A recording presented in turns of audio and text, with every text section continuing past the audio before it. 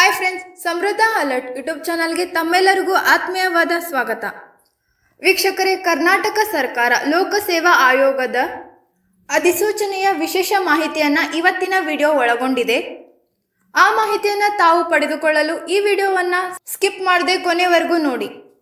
ಇನ್ನೂ ಯಾರು ನಮ್ಮ ಚಾನಲ್ಗೆ ಸಬ್ಸ್ಕ್ರೈಬ್ ಆಗಿಲ್ವೋ ಸಬ್ಸ್ಕ್ರೈಬ್ ಆಗಿ, ಹಾಗೂ ಪಕ್ಕದಲ್ಲಿರುವ ಬೆಲ್ ಐಕಾನನ್ನು ಪ್ರೆಸ್ ಮಾಡುವ ಮೂಲಕ ನಾವು ನಮ್ಮ ಚಾನಲ್ನಲ್ಲಿ ಅಪ್ಲೋಡ್ ಮಾಡುವ ಎಲ್ಲ ವಿಡಿಯೋಗಳ ನೋಟಿಫಿಕೇಷನನ್ನು ತಾವು ಪಡೆದುಕೊಳ್ಳಬಹುದಾಗಿದೆ.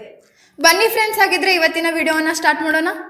ವೀಕ್ಷಕರೇ, ಕರ್ನಾಟಕ ಸರ್ಕಾರ ಲೋಕಸೇವಾ ಆಯೋಗದವರು ಗ್ರೂಪ್ ಸಿ ಹುದ್ದೆಗಳ ನೇಮಕಾತಿಗಾಗಿ ಒಂದು ಅಧಿಸೂಚನೆಯನ್ನು ಹೊರಡಿಸಿದ್ದಾರೆ. ಇಲ್ಲಿರುವ ಹುದ್ದೆಯ ಹೆಸರು, ಒಟ್ಟು ಹುದ್ದೆಗಳು, ಅರ್ಜಿ ಸಲ್ಲಿಸಲು ಇರುವಂತಹ ವಿಧಾನ, ಪ್ರಮುಖ ದಿನಾಂಕಗಳು, ಈ ಎಲ್ಲ ವಿಷಯಗಳ ಬಗ್ಗೆ ಈಗ ನಾವು ನೋಡ್ತಾ ಹೋಗೋಣ. ವೀಕ್ಷಕರೇ, ದಿನಾಂಕ 14/3/2024 ಕರ್ನಾಟಕ ಲೋಕಸೇವಾ ಆಯೋಗದವರು ಗ್ರೂಪ್ ಸಿ ಹುದ್ದೆಗಳಿಗಾಗಿ ನೇಮಕಾತಿಯ ಅಧಿಸೂಚನೆಯನ್ನು ಹೊರಡಿಸಿದ್ದಾರೆ.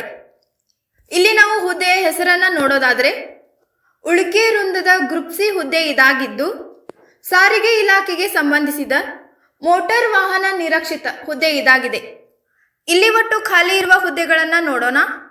ವೀಕ್ಷಕರೇ, ಇಲ್ಲಿ ಒಟ್ಟು 70 ಹುದ್ದೆಗಳು ಖಾಲಿ ಇವೆ.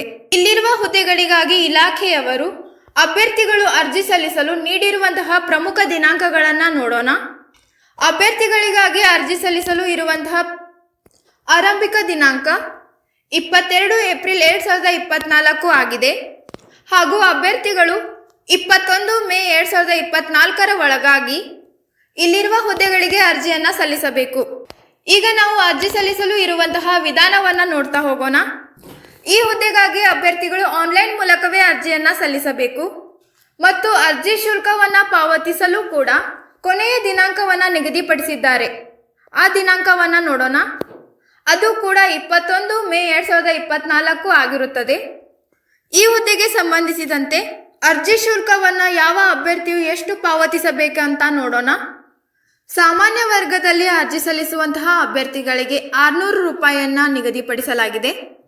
ಒಬಿಸಿ ವರ್ಗದ ಅಭ್ಯರ್ಥಿಗಳಿಗೆ ₹300, ಮಾಜಿ ಸೈನಿಕ ಅಭ್ಯರ್ಥಿಗಳಿಗೆ ₹50 ಮತ್ತು ಪರಿಶಿಷ್ಟ ಜಾತಿ, ಪರಿಶಿಷ್ಟ ಪಂಗಡ ಹಾಗೂ ಅಂಗವಿಕಲ ಅಭ್ಯರ್ಥಿಗಳಿಗೆ ಅರ್ಜಿ ಶುಲ್ಕದ ರಿಯಾಯಿತಿಯನ್ನು ಇಲ್ಲಿ ನೀಡಿದ್ದಾರೆ.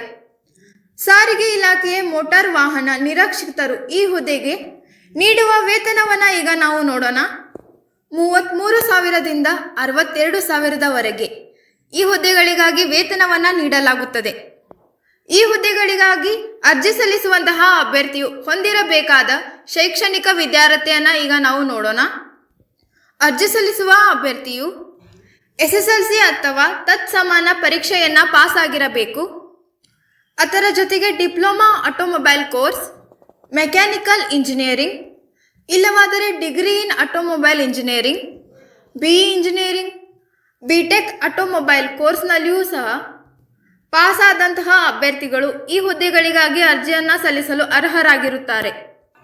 ಮತ್ತು ಅರ್ಜಿ ಸಲ್ಲಿಸುವಂತಹ ಅಭ್ಯರ್ಥಿಗಳು ವಾಹನ ಚಾಲನಾ ಪರವಾನಗಿ ಅಂದರೆ ಡ್ರೈವಿಂಗ್ ಲೈಸೆನ್ಸ್ ಕೂಡ ಹೊಂದಿರಬೇಕು.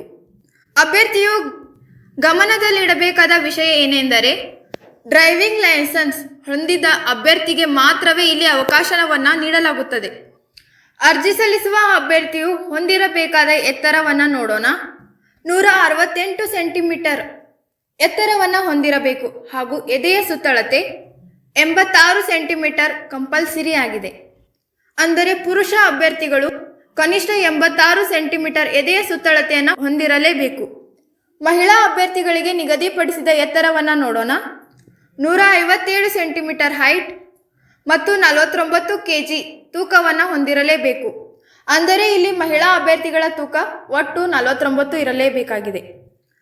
ಈ ಹುದ್ದೆಗಳಿಗಾಗಿ ಅರ್ಜಿ ಸಲ್ಲಿಸಲು ಇರುವಂತಹ ವಯೋಮಿತಿಯನ್ನು ನೋಡೋದಾದರೆ, ಅರ್ಜಿ ಸಲ್ಲಿಸುವ ಎಲ್ಲ ಅಭ್ಯರ್ಥಿಗಳು 18 ವಯಸ್ಸಿನ ಮೇಲ್ಪಟ್ಟವರಾಗಿರಬೇಕು ಮತ್ತು ಸಾಮಾನ್ಯ ವರ್ಗದ ಅಭ್ಯರ್ಥಿಗಳಿಗೆ 35, OBC ಅಭ್ಯರ್ಥಿಗಳಿಗೆ 38 ಹಾಗೂ ಕೊನೆಯದಾಗಿ SC ST ಪ್ರವರ್ಗ 1ನೇ ಅರ್ಜಿ ಸಲ್ಲಿಸುವಂತಹ ಅಭ್ಯರ್ಥಿಗಳಿಗೆ ಗರಿಷ್ಠ 40 ವಯಸ್ಸಿನ ವಯೋಮಿತಿಯನ್ನು ಇಲ್ಲಿ ನಿಗದಿಪಡಿಸಲಾಗಿದೆ. ವೀಕ್ಷಕರೇ, ಇದಿಷ್ಟು ಕರ್ನಾಟಕ ಸರ್ಕಾರ ಲೋಕಸೇವಾ ಆಯೋಗದ ಗ್ರೂಪ್ ಸಿ ಹುದ್ದೆಗಳ ಮಾಹಿತಿಯಾಗಿದೆ.